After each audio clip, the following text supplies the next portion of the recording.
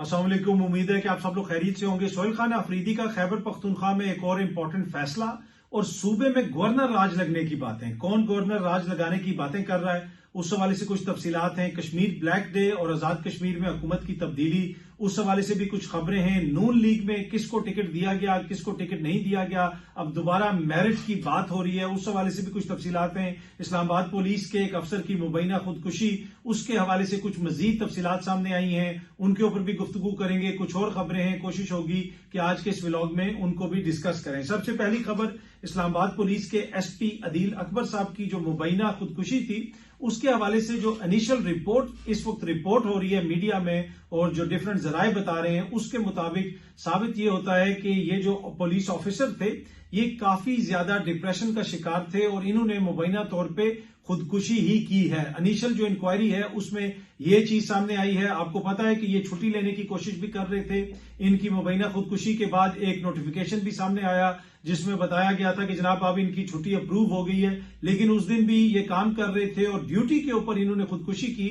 अब एक शख्स जो डिप्रेशन का शिकार था, जो छुट्टी मांग रहा था, उसको क्यों छुट्टी नहीं दी गई, इन सारे मामलात की तहकीकात करना बहुत ज्यादा जरूरी है। कुछ लोगों ने इसके ऊपर बहस शुरू कर दी, कोई बहस को उधर ले गया, कोई उधर ले गया, अजीब किस्म की बातें करना शुरू कर दी। जब आप ये चीज अंडरस्टैंड ही नहीं करेंगे कि जो मेंटल इलनेस होती है ये भी इलनेस होती है, ये जो डिप्रेशन होता है ये बड़ी खतरनाक बीमारी होती है, इसका एक साइंटिफिक और मेडिकल इलाज करना पड़ता है। आप उसको इस चीज से या उस चीज से नहीं जोड़ सकते। कोई खुदकुशी को आराम कह रहा था, कोई ये कह रहा था, भाई वो सारी बातें ठीक है, वो एक अलग चीज है। यहां पे आप एक बंदे की बीमारी के हवाले से गुफ्तगू कर रहे हैं। एनीवे, एक इस तरह का काबिल ऑफिसर क्यों खुदकुशी करने पे मजबूर हुआ, उसके इदारे ने उसको कितनी सपोर्ट दी या सपोर्ट नहीं दी, इस हवाले से भी तहकीकात होना बहुत ज्यादा जरूरी है। एंड ऑफ द डे उसकी जो वेल बीइंग थी वो जिम्मेदारी थी उसके इदारे की, उसकी तरफ ड्यूटी ऑफ केयर थी। क्या वो ड्यूटी ऑफ केयर पूरी की गई, ये सारे मामलात भी देखने की जरूरत है और इनकी भी तहकीकात होने की जरूरत है। शहबाज शरीफ साहब जनाब सऊदी अरब के दौरे पर रवाना हो गए हैं। ये सामने आप देख सकते हैं। जहाज में सवार होने से पहले उन्होंने हाथ हिला के पूरी कौम को दोबारा एक दफा यकीन दिलाया कि बस आप फिक्र ना करें, इसी जहाज के अंदर डॉलर भर के वापस लेके आऊंगा। ये उनका पता नहीं कितना, आधे दर्जन से ज्यादा वो दौरे कर चुके हैं और ये पता नहीं कौन सा उनका दौरा है। लेकिन इन सारे दौरों के नतीजे में अब तक पाकिस्तान के अंदर कितनी इन्वेस्टमेंट आई है उसकी तफसील में मैं नहीं जाना चाहता। आज एक वजीर टीवी पे बैठ के कह रहे थे, उन्होंने एक मीडिया टॉक की कि बहुत जल्द पीआईए की निजकारी के हवाले से भी पेशरफ्त होगी। अब मसला ये है कि माजी में हम सुनते थे, बल्कि अभी भी ये मिसाल दी जाती है कि जी बड़े नाकारा लोग हैं, बड़े नालायक लोग हैं, इनसे तो ये कारोबार चला ही नहीं, इन्होंने कारोबार बेच दिया। लेकिन यहां पे हालत ये है कि ना हमसे चल रहा है ना हमसे बिक रहा है। अब इसको हम किस कैटेगरी में डालें कि भाई ये तो इतने अहल हैं कि ये बेच भी नहीं सक रहे। पीआईए को 2 दफा बेचने की कोशिश की, जो कुछ हुआ वो पूरी कौम के सामने है। एक तरफ पीआईए आपसे चल नहीं रही है, उसकी आप निजकारी करना चाहते हैं, दूसरी तरफ इन्हीं की हुकूमत है पंजाब में, वहां पे एयर पंजाब बनाने की बातें हो रही हैं। इससे आप अंदाजा लगा लें कि ये निजाम किस तरह चल रहा है। वजीर आजम साहब ने एक वर्किंग ग्रुप बनाया, वर्किंग ग्रुप ने इंडस्ट्री के ऊपर अपने रिकमेंडेशंस देनी थी, पूरा जो सारा मईशत के मामलात हैं उनके ऊपर मुख्तलिफ वर्किंग ग्रुप्स बनाए गए और इस ग्रुप के अंदर जो एक शख्सियत को शामिल किया गया, बाद में पता चला कि वो तो 2-2.5 साल पहले वफात पा चुकी है। तो इस तरीके से पूरा निजाम हुकूमत चलाया जा रहा है और बार बार कौम को कहा जाता है कि जी ये काम हो गया तो ये हो जाएगा, वो काम हो गया तो वो हो जाएगा। भाई एक काम करने से या एक चीज करने से कभी भी किसी कौम की तकदीर नहीं बदलती। एक पूरा सीक्वेंस होता है चीजों का, आपको ओवरऑल चीजों को देखना पड़ता है। ये नहीं हो सकता कि रूल ऑफ लॉ ना हो और मुल्क में इन्वेस्टमेंट आ जाए। ये नहीं हो सकता कि मुल्क में इन्वेस्टमेंट भी आ रही हो, खुशहाली भी आ रही हो, तरक्की भी हो रही हो और रूल ऑफ लॉ ना हो। ऐसा नहीं हो सकता। जहां पे सीसीडी जैसे मामलात हों, जहां पे मुबैना तौर पे जाली पुलिस मुकाबलों के इल्जामात लग रहे हों, लेकिन उसके ऊपर कोई उस तरह बात नहीं करता, उस तरह कोई नोटिस नहीं लिया जा रहा। और दीगर भी बहुत सारे मामलात हैं जहां पे आपके सऊदी और कुवैती सरमायाकार आपको हर जाने के नोटिस भेज रहे हो, वहां पे ये उम्मीद रखना कि कोई बहुत बड़ी सरमायाकारी आ जाएगी। आए सरमायाकारी हमें खुशी होगी, लेकिन ये जो सरमायाकारी आती है, मैं और आप इतने खूबसूरत नहीं है। पाकिस्तानी कोई दुनिया की बेहतरीन जबरदस्त कोई ऐसी कौम नहीं है कि लोग आके उनकी मोहब्बत में यहाँ पे इन्वेस्ट करेंगे। लोग आके अपना पैसा इन्वेस्ट करते हैं क्योंकि वो यहां से प्रॉफिट कमाना चाहते हैं, या जिधर भी वो पैसा इन्वेस्ट करते हैं वहां से वो प्रॉफिट कमाते हैं। इस वक्त हमारी मईशत का कौन सा ऐसा सेक्टर है जिसमें कोई आके अरबों डॉलर लगाएगा और फिर यहां से कई सौ मिलियन डॉलर कमा के ले जाएगा? इस वक्त तो आप देख लें मुख्तलिफ सेक्टर्स की क्या हालत है। तो क्या आपकी मईशत में इतनी सकत है भी कि उसके अंदर कोई इन्वेस्ट कर सके? इन्वेस्टमेंट किसी चीज के अंदर होती है ना, किसी सेक्टर के अंदर होती है। वैसे तो कोई बंदा आके नहीं आ जाता ना पैसे लेके, जी मैं बैठ गया हूं ये इन्वेस्टमेंट होगी। नहीं, उसने इन्वेस्टमेंट करनी है और पैसा कमाना है, और पैसा कमा के वापस भी लेके जाना है। इसमें कोई बुराई नहीं है। इन्वेस्टमेंट इसीलिए होती है पैसा कमाने के लिए। तो यहां पे कौन सा ऐसा सेक्टर है जिसमें पैसा इस वक्त कमाया जा सकता है? कोई ऐसा सेक्टर है? फिर आपकी रेड टेप हो गई, फिर आपके जो दीगर महकमे हैं उनका जो किरदार है वो भी सबके सामने है। पर जी उम्मीद हम कर रहे हैं कि इस दफा शहबाज शरीफ साहब जो गए हैं तो इसी जहाज के अंदर इन्वेस्टमेंट वो साथ लेके आएंगे, बल्कि जब जहाज ऊपर आएगा पाकिस्तान की फिजा में, वहीं से रियाल, डॉलर, दिनार ऊपर से पाकिस्तानियों के ऊपर बारिश शुरू हो जाएगी। सोहेल खान अफरीदी साहब ने एक बड़ा इंपॉर्टेंट फैसला किया है। उन्होंने सूबे भर में पोस्टिंग, ट्रांसफर्स, भर्तियों पर मुकम्मल पाबंदी लगा दी है। किसी की ट्रांसफर नहीं हो सकेगी, किसी की पोस्टिंग नहीं की जा सकेगी, कोई नया अफसर तैनात नहीं हो सकेगा। अब जो सोहेल खान अफरीदी के करीबी जराए हैं पाकिस्तान तहरीक इंसाफ के और हुकूमत के, वो ये बता रहे हैं कि वफाक इंटरफेरेंस करता था। कभी इस अफसर को वहां पे लगा दिया जाता था, उधर से फोन करके कहा जाता था कि जी फलाने अफसर को वहां पे लगा दो।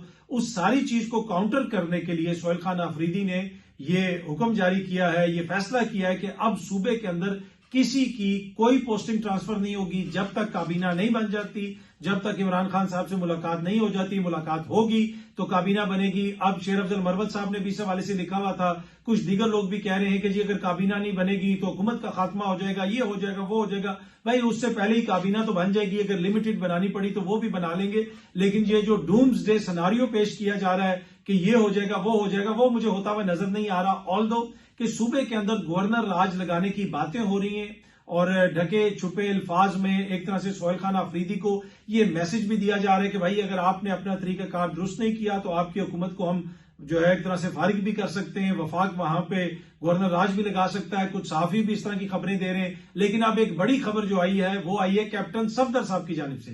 कैप्टन सफदर साहब से किसी ने क्वेश्चन ये किया कि सर ये सोहेल खान अफरीदी साहब जो हैं ये काबीना नहीं बना रहे, तो उन्होंने कहा कि जब हम गवर्नर राज लगाएंगे तो हम बड़े अच्छे तरीके से अपनी काबीना बना लेंगे। तो एक तरह से उन्होंने ये जिसे आप कह सकते हैं वार्निंग दी कि अगर सोहेल खान अफरीदी ने काबीना नहीं बनाई या वहां पे मामला दुरुस्त नहीं हुए तो वहां पे गवर्नर राज लग सकता है। इन सारी बातों के तनाजुर में खबरें क्या हैं, दीगर चीजें क्या हैं, उससे कतई नजर मैंने आपसे पहले भी ये चीज शेयर की थी कि सोहेल खान अफरीदी के वजीर आला बनने के हवाले से खबरें ये थी कि जमीन आसमान एक हो जाएगा, वो वजीर आला नहीं बन सकेगा। पीपल्स पार्टी के दोस्त हमें यही बताते थे, नून लीग के दोस्त हमें यही बताते थे, दीगर कुछ पीटीआई के अंदर लोग भी यही समझते थे कि ऐसा नहीं हो सकेगा। लेकिन मैंने आपको एक तजिया दिया था कि मुझे ये लगता है कि उसको रोकना नामुमकिन होगा। और अब दोबारा ये खबरें हैं कि जी ये हो सकता है, वो हो सकता है। मुझे नहीं लगता कि इस मौके के ऊपर इतना आसान है कि सोहेल खान अफरीदी की हुकूमत को चलता किया जाए। अगर सोहेल खान अफरीदी की हुकूमत को फारिग किया गया या तहरीक इंसाफ की जो हुकूमत है उसको वहां से हटा के गवर्नर राज लगाया गया तो आप देखेंगे कि तहरीक इंसाफ के अंदर एक नई जान पड़ जाएगी। सूबे के अंदर एक नई तहरीक आपको उभरती हुई नजर आएगी, एक ऐसी तहरीक जिसके ऊपर कंट्रोल करना वहां की जो निगरान हुकूमत है या जो गवर्नर साहब हैं उनके लिए इतना आसान नहीं होगा। दूसरी जानिब सोहेल खान अफरीदी और उनके जो करीबी जराए हैं वो मुख्तलिफ लोगों से बात भी कर रहे हैं, जलसों में इस चीज का जिक्र भी कर रहे हैं कि उनकी हुकूमत को नाकाम बनाने की प्लानिंग शुरू हो गई है। वो ये भी इल्जाम लगाते हैं कि जनाब वहां पे गंदम की सप्लाई बंद कर दी गई है, आटे की सप्लाई बंद कर दी गई है, पंजाब की तरफ से पाबंदी लगा दी गई है। लेकिन पंजाब की हुकूमत की एक वजीर ने प्रेस कॉन्फ्रेंस भी की और उन्होंने कहा कि ऐसी कोई पाबंदी नहीं है। लेकिन अब खैबर पख्तूनख्वा के गवर्नर फैसल करीम कुंडी साहब ने वजीर आजम साहब को खत लिखा है और कहा है कि जनाब आप इसमें इंटरवीन करें, ये गैर कानूनी गैर आईनी अमल है, ये आइन की जो है खिलाफ वर्जी है। जिस तरीके से गंदम की नकलो हरकत पर और आटे की नकलो हरकत पर पाबंदी लगाई गई है और खैबर पख्तूनख्वा में इसकी वजह से मसाइल पैदा हो रहे हैं, तो ये गवर्नर साहब जिनका ताल्लुक पीपल्स पार्टी से है उन्होंने भी वजीर आजम साहब को इस हवाले से खत लिख दिया है। अब जो गवर्नर राज लगाने की बातें होती हैं, मैंने आपसे ये चीज पहले भी शेयर की थी, दोबारा शेयर कर देता हूं। जिस दिन खैबर पख्तूनख्वा में गवर्नर राज लगेगा उससे पहले मुझे ये लगता है कि खैबर पख्तूनख्वा में गवर्नर तब्दील होगा। जब तक फैसल करीम कुंडी साहब बैठे हुए हैं मुझे लगता है कि थोड़ा सा मुश्किल होगा। ये अब कोई मैं क्लेम नहीं कर रहा कि ऐसा ही होगा, पर मुझे लगता है, बाकी तो जो भी आगे चल के होगा सबको पता चल जाएगा, लेकिन इस वक्त गवर्नर राज लगाना मुझे इतना आसान नहीं लग रहा। अगर आप जैज कैश के जरिए, इजी पैसा के जरिए, दूसरे जो मोबाइल बैंकिंग एप्स हैं उनके जरिए जो पैसा वगैरह ट्रांसफर करते हैं, तो समटाइम ये होता है कि आपने किसी को पैसा भेज दिया और एकदम से आपको पता चला कि जी गलत नंबर पे भेज दिया। अब स्टेट बैंक ऑफ पाकिस्तान ने इस हवाले से इजी पैसा हो जाए, जैज कैश हो जाए और दूसरी जो मोबाइल बैंकिंग सर्विसेज हैं उनके लिए एक नया तरीकाकार वजह किया है, जिसके मुताबिक अब जिसको भी आप पैसे भेजेंगे उसमें 2 घंटे का वक्फा होगा। वो 2 घंटे तक रकम नहीं निकाल सकेगा। तो अगर आपने गलती से किसी और को इजी पैसा कर दिया, जायज कैश भेज दिया, तो आपके पास 2 घंटे का टाइम होगा कि आप शिकायत करके वो अपना पैसा रिकवर कर लें। पहले ये होता था कि गलती से किसी को अगर पैसा भेज दिया तो बस वो चला गया, अब उसका वापस आना इतना आसान नहीं होता था। लेकिन ये एक नई चीज स्टेट बैंक ऑफ पाकिस्तान ने निकाला है, एक नया, जिसे आप असूल कह सकते हैं, नया प्रोटोकॉल निकाला है, जो यकीनन सिस्टम फ्रॉड और गलत जो ट्रांजैक्शंस हैं उनके बचाव में एक अहम पेशरफ्त है। उमर अयूब साहब के हल्के में जो इलेक्शंस हो रहे हैं उसके हवाले से बैरिस्टर गौर साहब ने, आपको पता है, एक पटिशन दायर की हुई थी उमर अयूब साहब की नाअहली के हवाले से सुप्रीम कोर्ट ऑफ पाकिस्तान में। वो पटिशन तो उन्होंने गालबन वापस ले ली है, लेकिन शिबली फराज साहब की जो डिस्क्वालिफिकेशन है उसके हवाले से सुप्रीम कोर्ट के कॉन्स्टिट्यूशनल बेंच ने नोटिस इशू कर दिया है ईसीपी को। आपको पता है कि शिबली फराज साहब की सीट के ऊपर वहां से जो कैंडिडेट आ रहा है वो भी कोई इतना पसंद नहीं है वफाक को, वफाकी हुकूमत को, खुरम, और उसका रास्ता रोकने के लिए हो सकता है कि इस मामले को तूल दे दिया जाए। अगर उनकी डिस्क्वालिफिकेशन खत्म होती है तो फिर तो उमर अयूब साहब और जो दीगर लोग हैं उनकी डिस्क्वालिफिकेशन भी खत्म करनी पड़ेगी, इसलिए कि लोअर कोर्ट से सजा हुई है और ईसीपी ने इन सब लोगों को डिस्क्वालीफाई कर दिया है। तो अगर एक भी केस में फैसला आ जाता है तो दीगर केसेस के लिए वो प्रेसिडेंट होगा। अब जिन जिन हल्कों में डिस्क्वालिफिकेशन हुई है उसमें साहबजादा हामिद रजा साहब का हल्का भी है, वहां पे नून लीग ने राजा रियाज के बेटे को टिकट दे दिया। अब नून लीग के अपने राना एहसान अफजल साहब हैं, वो आपको पता है राना अफजल साहब के बेटे हैं। राना अफजल साहब नवाज शरीफ साहब के दरीना साथी हैं। राना एहसान अफजल साहब भी एक पढ़ा लिखा नौजवान है, और मैंने ये चीज आपके साथ पहले शेयर कर दी थी कि राना एहसान अफजल और उनकी सोशल मीडिया टीम चीजें शेयर कर रहे थे कि जी इलेक्शन, ये वो, हल्के की तैयारी, आवाम से मुलाकातें। मैंने उनको कहा था कि भाई आपको टिकट मिलता हुआ मुझे नजर नहीं आ रहा। खबर ये है कि नून लीग जो है किसी के कहने पे राजा रियाज के बेटे को टिकट दे देगी। ये है जनाब मेरिट, और ये है सियासी जमातों का मेरिट। इसके ऊपर कोई साफी दोस्त नौजवानों वाला ये वो कोई इधर उधर वो कोई बात करेगा कि भाई राना एहसान अफजल जो वजीर आजम का कोऑर्डिनेटर है, लेकिन जमात की हालत ये है, जमात के मैंडेट की हालत ये है, जमात के मेरिट की हालत ये है कि जनाब तीसरे बंदे के बेटे को उन्होंने टिकट दे दिया क्योंकि उसकी सिफारिश बड़ी तगड़ी है।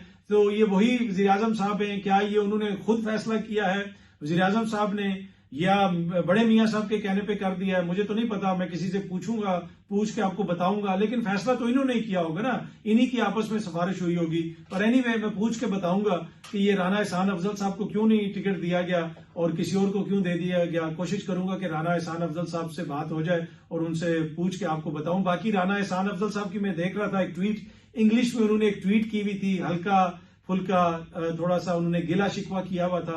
वैसे मैंने 2-3 दफा उनके ट्विटर अकाउंट के ऊपर इंग्लिश में ट्वीट्स देखी, बल्कि एक दफा तो वो एक जो है मौसीकार है, गालबन इटालियन है, और उसकी कोई मौसीकी के हवाले से भी कोई ट्वीट थी। और उस दिन मैंने आपके साथ व्लॉग में ये चीज शेयर की थी कि भाई इस बंदे का नून लीग में मुस्तकबिल मुझे कोई इतना अच्छा नजर नहीं आ रहा है। ये कभी इंग्लिश में ट्वीट कर देता है, कभी ये इस किस्म की बातें करता है, ये दानिशवरों वाली बातें करता है, अंग्रेजी वाली बातें करता है। तो ये मुझे लगता है कि इसके लिए थोड़ा सा मसला होगा। पर एनीवे मेरे ख्याल में अब राना साहब को अगली ट्वीट ये करनी चाहिए कि आप तो हमें पहचानते ही नहीं, तो जब तक राना साहब को कोई पहचानेगा नहीं तो राना साहब को टिकट नहीं मिलना। तो वो राना साहब को अपनी पहचान पैदा करनी पड़ेगी जमात के अंदर, तो तभी उनको टिकट मिलेगा। 27 अक्टूबर जनाब कश्मीर ब्लैक डे। भारत जो कुछ कश्मीर में कर रहा है, अक्सर ये भारतीय चैनल्स के ऊपर ना ये गुफ्तगू हो रही होती है, कश्मीर भारत का अटूट अंग है और पाकिस्तान और भारत को ये हो गया, 2 टुकड़े कर दिए हमारे देश के। और ये भारतीय मीडिया पे ना डिस्कशंस में बहुत दफा मैंने भी हिस्सा लिया, और माजी में मैं भारतीय मीडिया पर बहुत ज्यादा जाता था, बहुत ज्यादा, रोज ही तकरीबन भारतीय मीडिया पे इस किस्म की डिस्कशंस होती थी, गुफ्तगू होती थी। पर उधर मैं उनको भी ये चीज बताता था कि ये जो खित्ता है ये तो कभी एक मुल्क था ही नहीं, यहां पे तो कई 100 प्रिंसली स्टेट्स थी, कश्मीर भी एक रियासत थी, जब बंटवारा नहीं हुआ था, जब दो मुल्क अंग्रेजों ने नए नहीं बनाए थे, उससे पहले कश्मीर में एक दफा नेहरू ने जाने की कोशिश की। क्या आपको पता कि नेहरू को कश्मीर की हुकूमत ने पकड़ के जेल में डाल दिया कि भाई तुम हमारी इजाजत के बगैर यहां पे कैसे आए हो। तो कश्मीर एक इंडिपेंडेंट रियासत थी, कश्मीर की अवाम ने फैसला किया, वो चाहते थे कि वो पाकिस्तान के साथ जाएं, लेकिन वहां पे फिर जो महाराजा हरी सिंह था उसने 27 अक्टूबर 1950 को गालिबन वहां पे फिर भारतीय फौज बुला ली, क्योंकि जो पॉपुलर अप राइजिंग थी, अवाम सारी पाकिस्तान के साथ जाना चाहते थे। फिर वहां पे भारतीय फौज आ गई और फिर भारतीय फौज तब से अब तक वहां पे क्या किरदार अदा कर रही है वो मुझे आपको बताने की जरूरत नहीं है। वहां पे क्या जुल्म हो रहा है, कश्मीरियों के साथ क्या सलूक किया जाता है। इन्होंने एक नई वहां पे घटिया हरकत शुरू की है कि बिहार से दीगर जगहों से लोगों को लाके वहां पे डोमिसाइल दिए जा रहे हैं। ये आज से 3-4 साल पुरानी मैं बात कर रहा हूं, उस वक्त कई हजार 35-40 हजार डोमिसाइल ये लोग दे चुके थे। ये डेमोग्राफी चेंज करना चाहते हैं कश्मीरियों की, वहां पे लाके बिहारियों को, दीगर लोगों को लाके वहां पे बसाना चाहते हैं। उस तरीके से ये कश्मीर के ऊपर अपना कब्जा मजबूत करना चाहते हैं। फिर उन्होंने उसको यूनियन टेरिटरी भी करार दे दिया, सब कुछ करके देख लिया, लेकिन कश्मीरियों के ये दिल नहीं जीत सके। कश्मीरियों का दिल अभी भी किसके साथ धड़कता है वो आपको भी पता है, मुझे भी पता है, और अक़वाम मुत्तहिदा की करारदादें मौजूद हैं। अगर भारत समझता है कि कश्मीरी उसके साथ हैं तो भाई वो करवा ले रेफरेंडम, कश्मीरियों को वो राइट दे दे जो उनका राइट है। अब दूसरी तरफ पाकिस्तान का जो आजाद कश्मीर है वहां पे भी हम देख रहे हैं हुकूमत की तब्दीली की बातें हो रही हैं। अगर हम यहां पे सियासी निजाम बेहतर तरीके से चलाएंगे तो हमारे उस तरफ जो कश्मीरी भाई हैं, क्योंकि ये बेस है उनकी जो स्ट्रगल है, वहां पे जो जुल्म हो रहा है, वहां पे जो ज्यादती हो रही है, वहां पे जो भारतीय एजेंसियां करती हैं, भारतीय हुकूमत करती है, वहां पे बीजेपी के जो प्लान्स हैं, वहां पे जो इंतहा पसंद करते हैं, उस सब को काउंटर करने के लिए ये जो हमारा आजाद कश्मीर है ये एक तरह से बेस कैंप है। यहाँ पे सियासी स्ट्रगल होती है, यहाँ पे सियासी बातें होती हैं, उन कश्मीरी भाइयों का मुकदमा पेश किया जाता है, लेकिन उन कश्मीरी भाइयों को मुस्बत मैसेज देने के लिए आजाद कश्मीर तो एक आइडियल प्लेस होनी चाहिए थी गवर्नेंस के एतबार से। वहां पे हम क्या करते रहे, पीटीआई की हुकूमत आई तो उसने कहा कि जी हमारी हुकूमत बनेगी, उसने तनवीर इलियास को वज़ीर आज़म बना दिया। तनवीर इलियास कहता था मेरा जी लीडर है इमरान खान, वो जो मर्जी कहेगा मैं वही करूंगा। अब वही तनवीर इलियास किसी और के साथ जाके मिल गया है। नून लीग की हुकूमत आती है तो वो कहते हैं जनाब पिछली हुकूमत को फारिग करो, इधर हम अपनी हुकूमत बनाएंगे।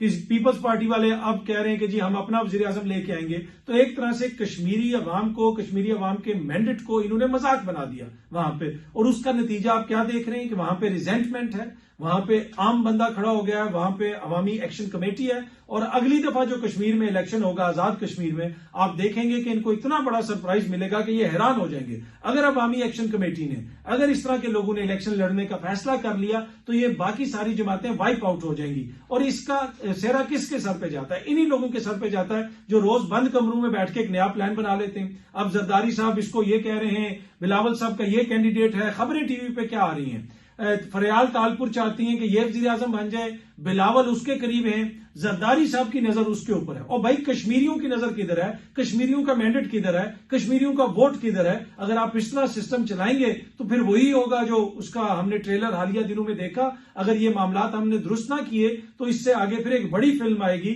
जो सियासी तौर पर कतन बेहतर नहीं होगी। तो उसको रोकने के लिए पहले ही हमें होश के नाखुन लेने चाहिए। अगर बहुत ज्यादा कोई मजबूरी है तो वहां की हुकूमत मुस्ताफी हो, फ्री एंड फेयर इलेक्शंस करवाएं, कश्मीरी जिसको इलेक्ट करते हैं वो अपनी हुकूमत बना लें। और मैं देख रहा था कि माजी में बड़ी इनकलाबी ट्वीट्स करने वाले एक दानिश्वर और वो बड़ी बातें करने वाले, जनाब इसकी बात उसकी बात, और हाइब्रिड निजाम के खिलाफ बातें करने वाले, ये फलाने का सिलेक्टेड है, वो है, ये है, ये इस तरह के बहुत सारे सहाफी दोस्त और दानिश्वर, इनको आप थोड़ा सा सरफेस से थोड़ा सा खुरचे ना, नीचे से आपको एक प्लॉट निकल आएगा, नीचे से तमगे निकल आएंगे, नीचे से तोहफे निकल आएंगे, नीचे से फंडिंग निकल आएगी कि जी फलानी चीज के लिए उसने फंडिंग दी थी, फलाने ने प्लॉट दिया था, बैरून मुल्क के दौरे निकल आएंगे। तो ये सारा जो इनकलाबीपन है वो उन चीजों के तक ही महदूद होता है, उससे आगे नहीं जाता। पर एनीवे वो जो एक इनकलाबी दानिश्वर है उसने भी लिखा हुआ था जनाब के इतने मुनारिफ हो गए पीटीआई के, उस जमात में शामिल हो गए। क्या ऐसे अवाम के मैंडेट की इज्जत की जाती है? क्या ये है वोट की इज्जत जिसकी बार बार बात की जाती थी इमरान खान साहब के दौर में? अच्छा, अगर आप भारत की बात करें, भारत के अंदर आजकल ऑस्ट्रेलिया की जो ख्वातीन खिलाड़ी हैं, क्रिकेटर्स हैं, वो गई हुई हैं, उनके साथ किसी ने वहां पे बदतमीजी की और वो काफी एक इंटरनेशनल खबर बन गई। और भारत के अंदर ख्वातीन महफूज नहीं होती, खुसूसन जो टूरिस्ट वगैरह जाती हैं उनको बहुत ज्यादा हरासगी का सामना करना पड़ता है। बड़ा एक अजीब सा और गंदा सा कल्चर है वहां पे, और बहुत सारे ऐसे वाकयात माजी में भी रिपोर्ट हो चुके हैं और ख्वातीन को वहां पे कहा जाता है कि आप इधर ना जाएं उधर ना जाएं। अक्सर टूरिस्ट को बाकायदा ब्रीफिंग दी जाती है। अब जो ऑस्ट्रेलियन खिलाड़ी हैं, ख्वातीन खिलाड़ी हैं, उनके साथ भी बदतमीजी की गई, उनको छेड़ा गया, गलत तरीके से किसी ने उनको हाथ लगाने की कोशिश की। उसके ऊपर भारतीय हुकूमत का एक वजीर ये कह रहा है कि जनाब उनको खुद एहतियात करनी चाहिए थी। अब आप इससे इनका माइंड सेट का अंदाजा लगा लें। ये कह रहा है कि जी उन खिलाड़ियों को खुद से एहतियात करनी चाहिए थी। उन्होंने ये भी कहा जनाब ये जो उनका मिनिस्टर है, उस मिनिस्टर का नाम है कैलाश विजय वर्गिया। ये वॉरे गाफ ये लिव्या, ये वो शेर अफजल मरवत साहब वाला नहीं है, डे वाला नहीं है, ये वर्गिया साहब जो हैं वो ये कह रहे हैं जनाब को उनको बगैर इतला के बाहर नहीं जाना चाहिए था। ये जो वर्गिया है इसको बंदा समझाए कि भाई क्यों, क्या वो बाहर नहीं जा सकती? आप ये बताएं ना कि जिसने वो घटिया हरकत की है, आपकी सोसाइटी के अंदर ये है कि जनाब अगर कोई दूसरी जाति का है, दूसरे मजहब का है, उसके साथ जो मर्जी करते रहो। ये वो माइंड सेट है जो ओवरऑल वहां पे जन्म लेता है। बड़ा एक लार्ज सेगमेंट ऑफ सोसाइटी है जिसके अंदर इस किस्म की हरकतें होती हैं, लोगों के साथ जुल्म होता है, अजीब अजीब वीडियोस वहां से आती हैं। फिर वहां पे गाय के नाम पे, गोश्त के नाम पे मुसलमानों को लिंच कर दिया जाता है। कितनी वहां पे लिंचिंग हुई है। तो ये ओवरऑल जो सोसाइटी की एक मेंटल हेल्थ है उसका अंदाजा आप इन हरकतों से लगा सकते हैं। और ऊपर से उनका मिनिस्टर कह रहा है, वर्गिया जो है वो ये कह रहा है कि जनाब ये तो इनको बाहर नहीं जाना चाहिए था, बता के जाना चाहिए था। आप खुद बताएं ना भाई कि आप लोगों ने अपनी कौम की तरबियत कैसी की। यहाँ पे ख्वातीन आती हैं, वो पूरा पाकिस्तान घूमती हैं, इवन अफगानिस्तान घूमती हैं, दीगर जगहों पे जाती हैं, वहां पे उनको इस किस्म के मसाइल का सामना नहीं करना पड़ता जिस किस्म के मसाइल का सामना इस सेकुलर भारत के अंदर टूरिस्ट को करना पड़ता है। और ये बहुत सारे वाकयात हैं, आप गूगल करके देख लें, आपको पता चल जाएगा। दूसरी तरफ पाकिस्तान और अफगानिस्तान के दरमियान जो बातचीत चल रही थी, लगता ऐसे है कि उसमें एक तरह से स्टेलमेट आ गया है। और जो पाकिस्तान ने कुछ चीजें उनको कही थी कि आप दहशतगर्दी को रोकने के लिए ये करें वो करें, लगता ही है कि अफगानिस्तान ने उसके ऊपर अमल दरामद से एक तरह से इनकार कर दिया है। इस वक्त उसको मुकम्मल भारत की बैकिंग हासिल है। और मुझे ये लगता है कि आने वाले दिनों में अगर चीजों को बेहतर तरीके से डील ना किया गया, आप देखते हैं कि इसमें कतर क्या रोल प्ले करता है, सऊदी अरब क्या रोल प्ले करता है, तो हालात मजीद कशीदा हो सकते हैं। थोड़ी सी हालात में मजीद मुझे कशीदगी आते हुए नजर आ रही है। और उसमें वंस अगेन आपको भारत का किरदार नजर आएगा। और भारत जो कुछ कर रहा है वो तो आपके सामने ही है। और अब वो वहां पे अपना सफारत खाना उसको भी एक्सपेंड कर रहे हैं। उसको एक्सपेंड करने की यही वजह है, बाकी और कौन सी वजह है? इसी किस्म की हरकतें उन्होंने वहां से करनी है। बहुत जल्दी आप सब दोस्तों से दोबारा मुलाकात होगी। Thank you very much.